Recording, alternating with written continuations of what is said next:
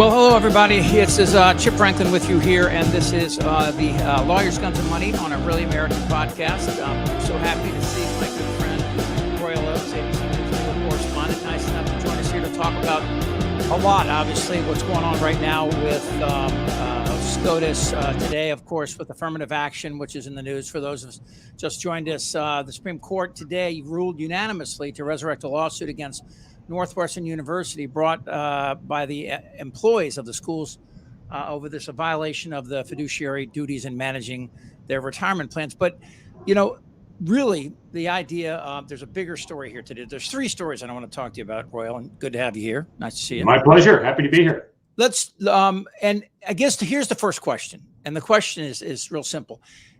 Has the Supreme Court become too partisan and too powerful? And would you say that it's fundamentally different than Madison and Hamilton and Jay and others envisioned? Well, I think the founding fathers probably did not contemplate the idea of rigid ideological divisions. I mean, if we go back to our U.S. history, of course, George Washington did not want political parties. He thought there was mischief in that. And so he was hoping that everybody could be in one. Good instincts. Yeah, exactly. And similarly, his attitude was, we don't need any foreign entanglements. Just look at those oceans on the left of us and the right of us. And, there's a lot of wisdom in what he was saying, but, things are different a couple of hundred years later. And I think, the Justice Bork deal actually was sort of a sea change. I mean, certainly before Bork in the 80s, the conservative guy. People don't remember Bork. Bork was a favorite of the ideological right. And under the Reagan administration, he was nominated for the Supreme Court, and the division and fighting were something we had not seen before. Now we see it every day, but then it was an unusual thing, right? Exactly right. And if you look at somebody as controversial as Scalia, who came along around that time, I mean, nowadays Scalia would be World War III. Instead, it was something like 98-2. Oh, sure, he's a smart guy. But I mean, when you look at the historical context of the Supreme Court, sure, we've had controversy. I mean, the Earl Warren Court in the 60s and the 50s, the Brown versus Board of Education, and all of the rights of criminal defendants. This was hugely controversial. Now we look back at these things and say, hey, yeah, we kind of like those progressive steps. But then it was really divisive. I mean, you go back further than that when FDR wanted to pack the court, and he was very unhappy because these 9 old men on the court were refusing to enact and were striking down parts of the New Deal. And so he wanted to really expand the court.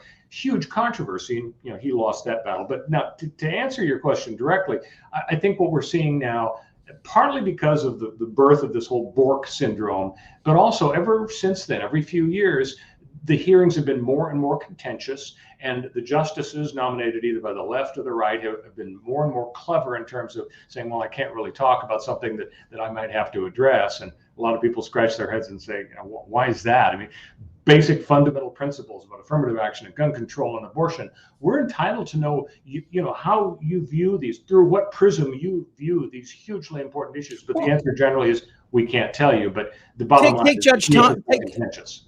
Take Justice Thomas's wife is actively campaigning to overturn the 2020 election. I mean, Scalia would have lost his mind. Yeah, it's pretty unusual for a sitting justice of the U.S. Supreme Court to have a spouse who is kind of an activist. And of course, it makes your head explode if you're on the left. If you're on the right, you say, oh, well, it's a free country. She can do what she wants. But the bottom line is the phenomenon just adds to the sense of contentiousness. And, it's so sad to me because I think of a judge or a justice as somebody who, as Robert said several years ago, kind of famously, we're supposed to be like umpires. We call balls and strikes. And if a guy is racing home from third and it's a close play at the plate, you do not want an umpire who cares about whether the runner is black and the catcher is white. You just want a totally fair, objective, intelligent approach. And a lot of people think, we don't really get that, because if you're a liberal and you see a Republican appointees issuing some idiotic decision, you tear your hair out because, okay, now the court system has turned political. If you're a conservative, similarly. But I think that's just the era we live in, to the partisanship that is just so endemic in politics generally, with the legislatures and the executive branch folks. It's now crept into the judicial branch as well, and it's just kind of sad. want to remind everybody that's listening, go ahead and retweet this if you see it on your timeline. And you're also welcome to. We have some people that have some questions, and we're gonna and comments, and we'll throw those out. You're welcome to do that. I want to get to three of the big topics I think today. I want to talk about the Texas abortion ban. I want to talk about affirmative action and the vaccine mandates. Let's go real quick and look a little bit about the affirmative action, because that's in front and center right now. And here we go. Breaking news out of the Supreme Court. Let's bring in the one and only Pete Williams. Pete, what do we know? Well, the Supreme Court's just agreed to take up another blockbuster issue. This is the question of affirmative action in college admissions. The court will hear a challenge to the affirmative action program at Harvard University that was brought by a group of Asian American students. Now, the Supreme Court has looked at this question repeatedly over the past years and has typically upheld affirmative action in college admissions as long as these are not strict quotas. The Supreme Court has said that colleges and universities can use a student's race as a plus factor in admissions, provided that it's not a quota. But they're so that's an interesting phrase right there. They can use it as a plus sign, but not a part of a quota. I know a lot of libertarian friends of mine who loathe Trump and what's happened, but they worry about affirmative action, and they don't worry about it as so much as because of any kind of racial issue. They think it's bad for African Americans. It doesn't really solve the systemic problems we have. What do you think this court might find themselves on that side of this? I think this court, with the 6 conservatives, and we can talk about how a couple of them, may not be really loyal to the Clarence Thomas purist conservative view. I think with this court, you could see some real changes in the affirmative action approach. As you suggest, and as that soundbite suggested, for decades, the U.S. Supreme Court has struggled with the idea of quotas, rigid quotas, versus diversity that has many factors. And basically, the courts have agreed over the last few decades, we're not wild about quotas. They're illegal. They violate equal protection. Now, some people say, well, why not? We've got to make it right for people who've been victims of historical discrimination. And the court answer has been, nice try. You're not going to get rigid quotas that, University of Texas will have X% Black students and so on. But diversity is a valid, valuable goal. And in order to achieve diversity, the courts have blessed the idea of a holistic approach where you look at their economic situation. I mean, did this guy have a 3.99 while working 2 full-time jobs, whereas the guy with the 4.01 had, expensive tutors and no jobs at all? And so it's okay to take that into account. The difficulty is the courts have blessed the idea of using race as one of many factors, not as a rigid quota. And that is something that this conservative court could move against. We have in recent years several decisions. The University of Texas decision some years ago, the U.S. Supreme Court said, yeah, we're okay with the holistic diversity approach. About 20 years ago, Sandra Day O'Connor, famously in writing for the Supreme Court upholding an affirmative action approach, she said, 25 years from now, I hope and believe that race will not be a factor. Well, we're still about 5 years away from her 25-year goal, but the bottom line is race is a factor to a degree. The plaintiffs in these cases, one involving Harvard, one involving University of North Carolina, they're saying it's unfair, and they're focusing on Asians. They're saying, if you're Asian and you want to get into Harvard, forget about it. You got to be like Einstein off the charts in terms of your grades and your scores, because otherwise, the percentage of Asians that we should see just purely based on scores and grades should be X. And in fact, it's way below that. That's the thrust of their lawsuit. Again, when you just look at this thing straight up, we're talking to Royal Oaks, again, ABC News legal correspondent here on Really American Media podcast of Lawyers, Guns, and Money. When you look at something like this and try to answer that question, what is fair, what is just? I mean, these are the things that, that we chisel into cement and bow to and wave flags at. How do we get there in a country that becomes more and more diverse? And then a generation from now, we get to the Elizabeth Warren thing. If I have Native American blood, does that make me part Native American? Do I get to fit into this? How long does it take before, you can't tell what's what in the stew? Shoot, did I lose you? I might have lost our good friend here, Royal Oaks. We might have had a technical problem here. Okay, Royal, I'm gonna hope you can dial back in here for me here. I'm going to well, this is what you get when you get live. It's like live radio. While we're waiting for him to come back in, one of the things I want to talk about is the Texas abortion bill. So I'm gonna hopefully we'll get him back up in just a second. This is going to be a big decision for the Supreme Court coming up this summer, and it's going to be huge in a couple ways. In that, well, first of all, because of the 2022 elections, the Supreme Court in the Mississippi case will determine whether or not a state can create the kind of draconian laws that make abortion pretty much illegal. And again, you have to ask yourself a question. Is that right still protected? Let's check this out. Listen up. Tomorrow also marks the 49th anniversary of the Supreme Court's landmark ruling in Roe v. Wade. Reproductive health care has been under extreme and relentless assault ever since, especially in recent months. It has been nearly 150 days since women in Texas have been denied these constitutional rights. We're deeply committed to making sure everyone has access to care, and we will defend it with every tool we have. That includes continuing to work with Congress to pass the Women's Health Protection Act and codify this fundamental right into law. In the meantime, the administration has taken a range of important actions, from repealing the global gag rule to strengthening Title X family planning program. Today, HHS announced additional Title X grants, and there will be further announcements. Okay. Again, Jen Psaki is not a policy person, but it is interesting to watch the Biden administration and others deal with abortion. Abortion is and has been, for most of the people out there that are over 40 years old, remember just how this has been moving forward.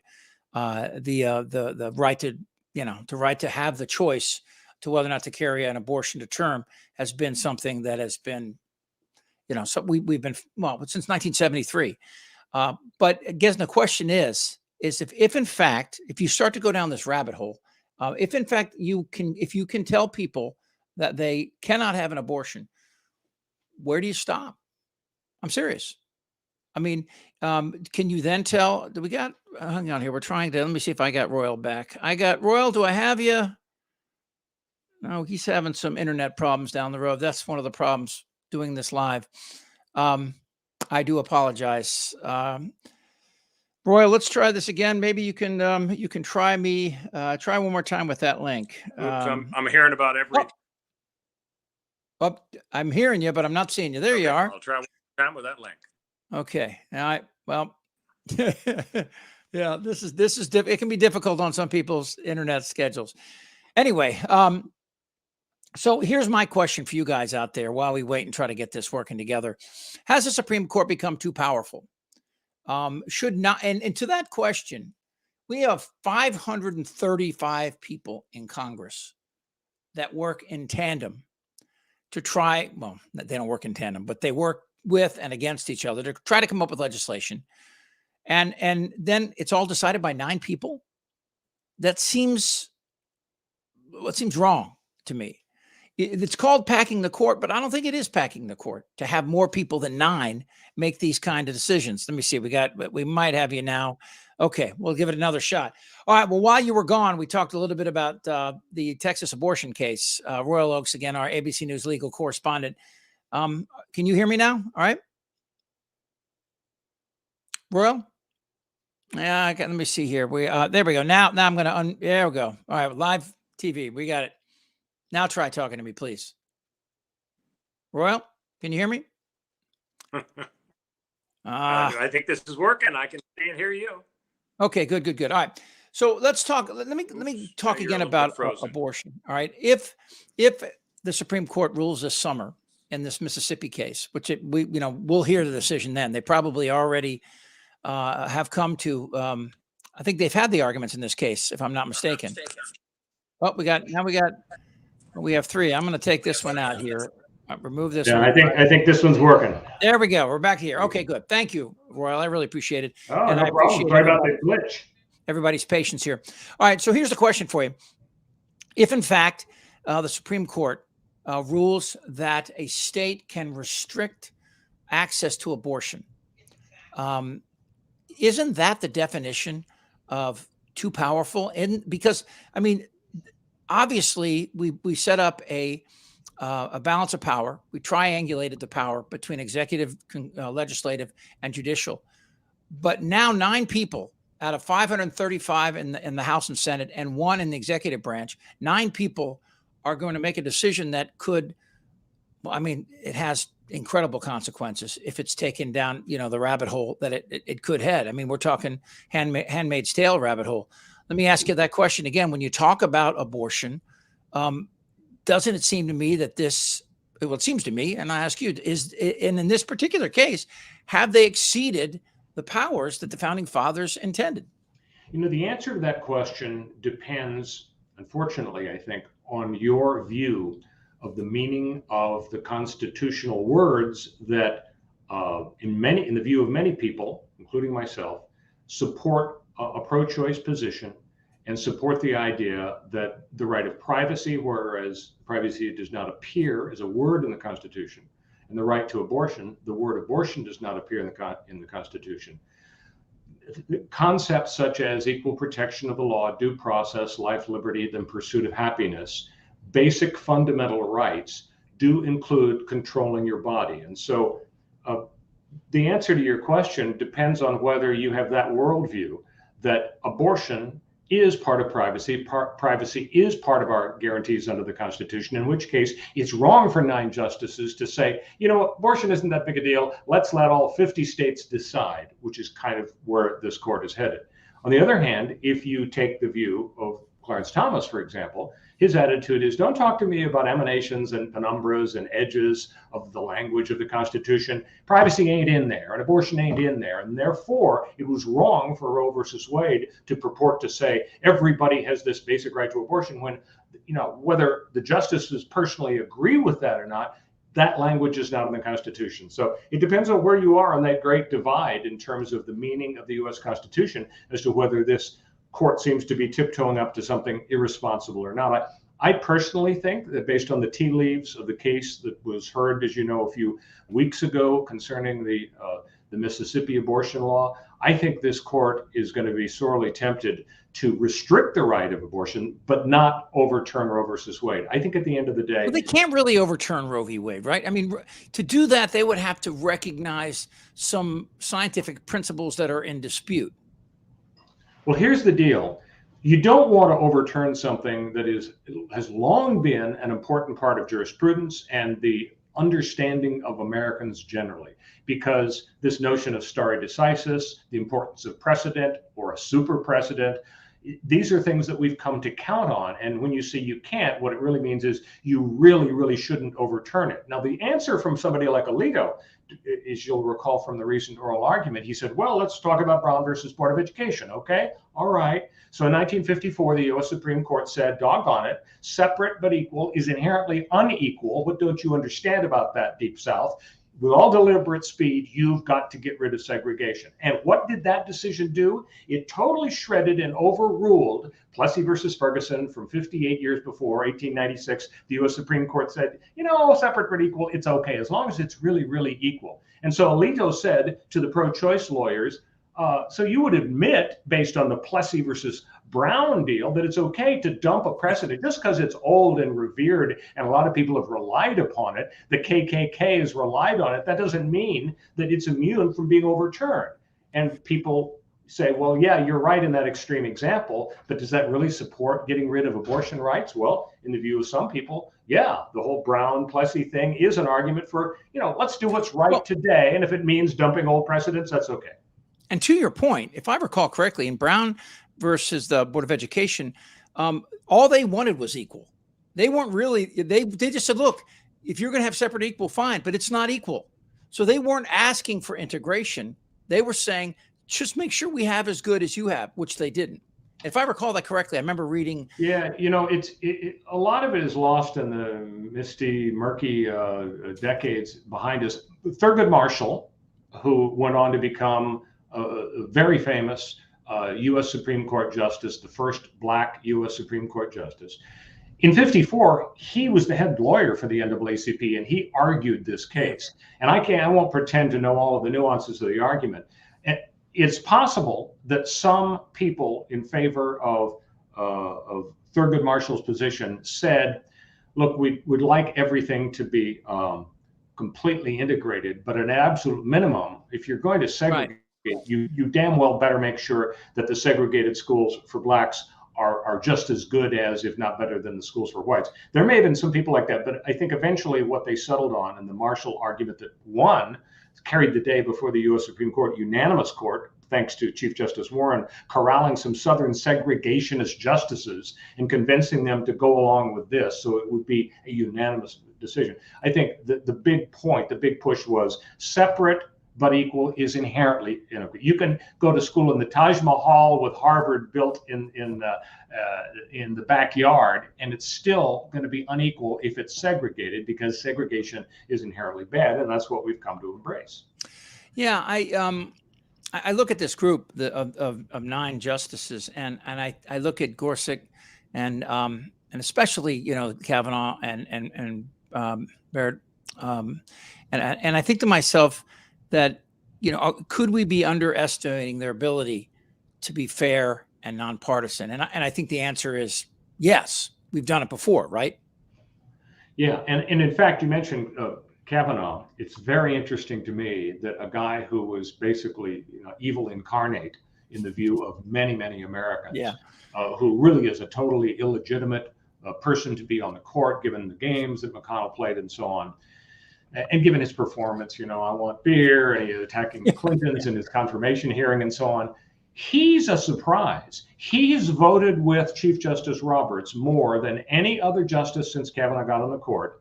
He has been with the liberal bloc of 3, joined by Roberts, on several key decisions. So I think he's really answering his critics who said you're going to just be a mindless, Stepford wife, knee-jerk justice. For example, very recently, when it was the good news, bad news day out of the Supreme Court for the Biden vaccine mandates, you'll recall a week or so ago, the Supreme Court voted 6-3 to say that mandate for the big companies like General Electric with more than 100 people, forget about it. It's illegal. And Kavanaugh voted with the conservatives there. But the other decision that day was 5-4 liberals plus Kavanaugh plus the chief, saying that as to the federal hospitals that get federal money, yes, the mandate stands. If you're a healthcare worker in a hospital that gets federal money, you've got to get your damn vaccine. And that was opposed by the hardcore conservatives, but supported by Kavanaugh and Roberts. So, you win some, you lose some. Let's get to that a little bit here. President Biden's vaccine policies now rest in the Supreme Court. Today, justices debated whether the White House has the legal power to enforce COVID measures in workplaces. So that's it. At the end of the day, that is a battle. I mean, this, and it's gonna be a battle for a long time. Just the idea of whether or not you can force somebody to get a vaccine. But that's really not at the heart of this, right? In the heart of this is that we can keep you from doing things and getting government assistance and access to government agencies if you don't get that. And we've seen that with MMR. We do it with speed limits and highway funds, so right. It's not a brand new thing. So what is it about the needle? Is it that, nobody's forcing anybody to get vaccinated. They're saying that if you want to be part of this country and experience in these government, or your employers can still do it if they want to, right? It's just whether or not the federal government can mandate that the employees have to do it. No, you're right. Nobody is saying, the Biden folks, they're not saying we're going to send out SWAT teams with syringes, and when we find an unvaccinated arm, we're going to vaccinate you whether you like it or not. They're not saying that.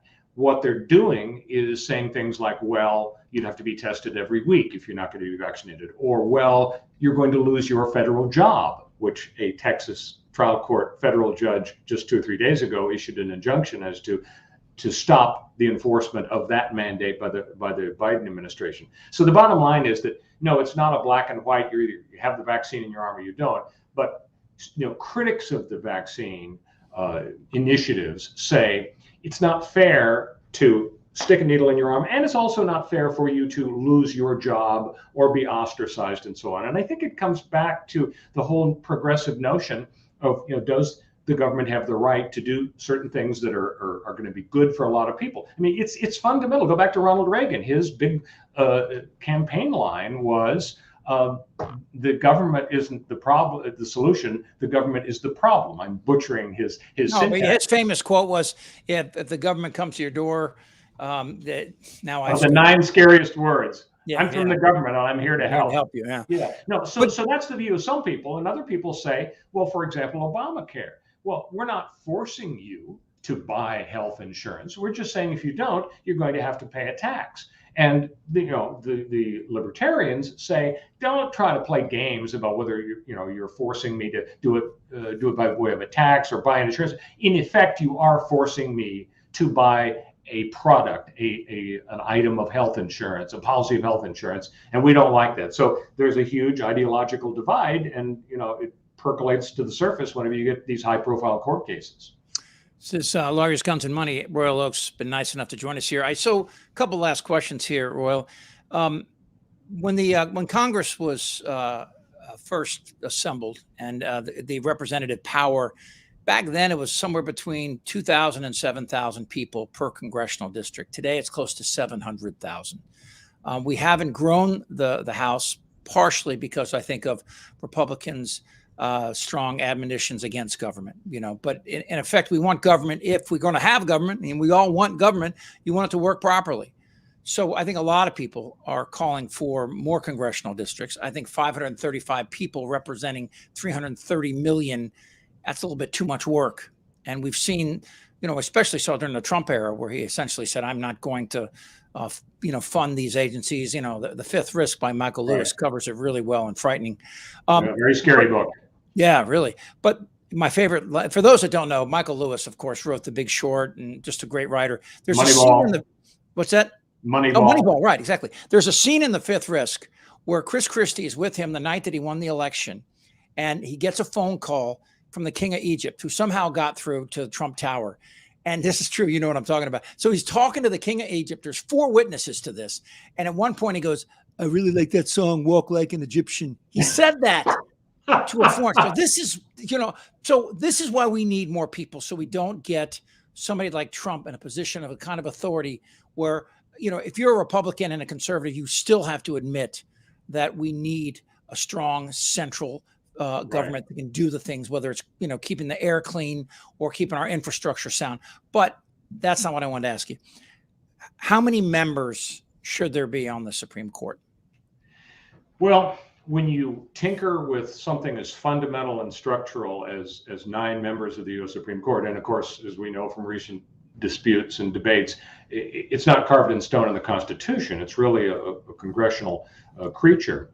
But it's been 9 for so long that to change it is such a big deal that instantly the party against this is suspicious. Oh, Mr. Biden, we know what you just don't like the fact that you're losing a lot of big decisions. And so you want to create a 15 justice court. And by the way, how are we going to get from 9 to 15? Somebody's got to appoint the 6, and maybe they'll try to make it sort of fair, maybe 3 and 3 or 4 and 2 Democrats. But the net result would be it's going to help the Democrat side. So it's hard to say from an objective, sort of efficiency, what would the McKinsey consultant say about the most efficient Supreme Court? Should it be 11 or 13 or 15? It's so drenched in politics. To get back to your other point, it's interesting about the number of congresspersons.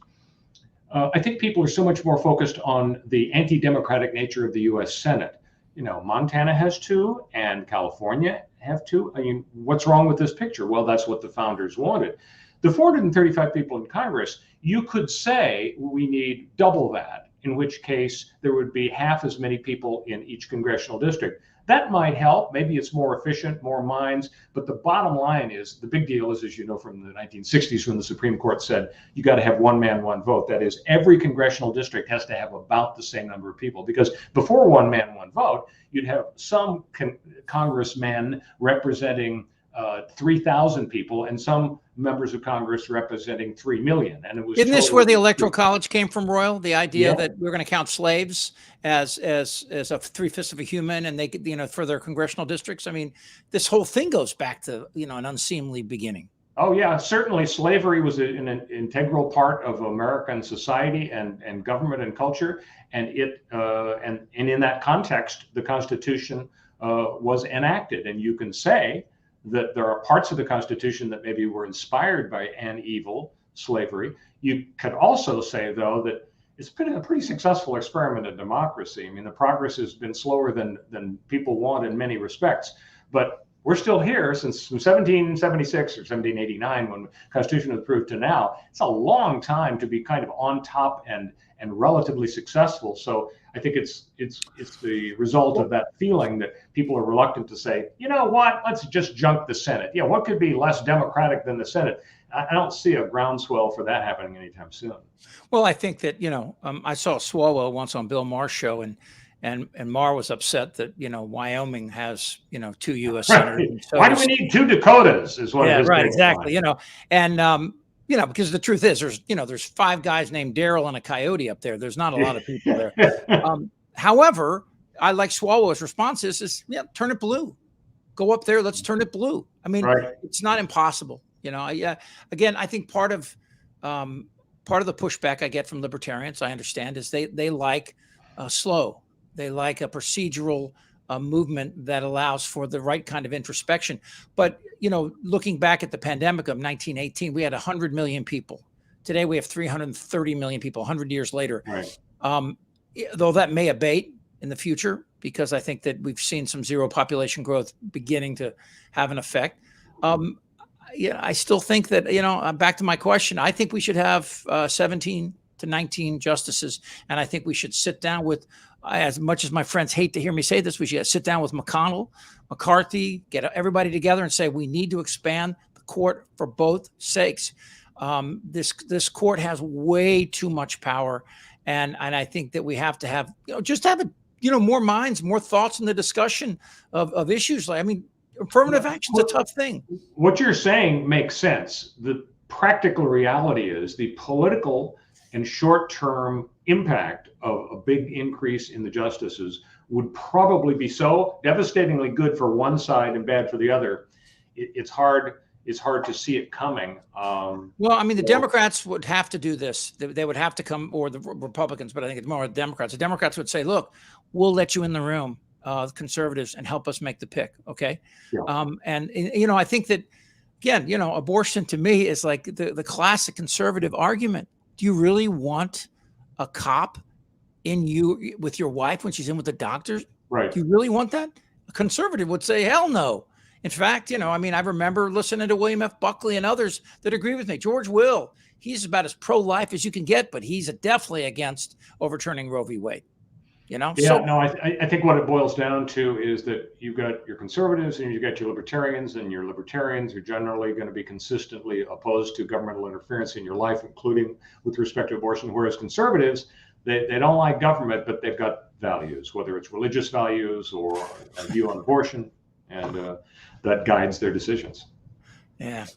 All right. Well, I think we've scratched the surface here, and of course we'll do it again at some point. Thank you so much, as always, for being with me. I really, I appreciate it. Thank you, buddy. My pleasure, Chip. Thank you. Again, that's ABC News legal correspondent and fighting through all our technical issues. Thank you again. We'll talk to you soon, buddy. All right. Again, that's Royal Oaks. I'm Chip Franklin. This is Lawyers Guns and Money, the Really American Media Broadcast. I got a new video up today. Check it out. It's about Ted Cruz and his fascination with sexy M&Ms.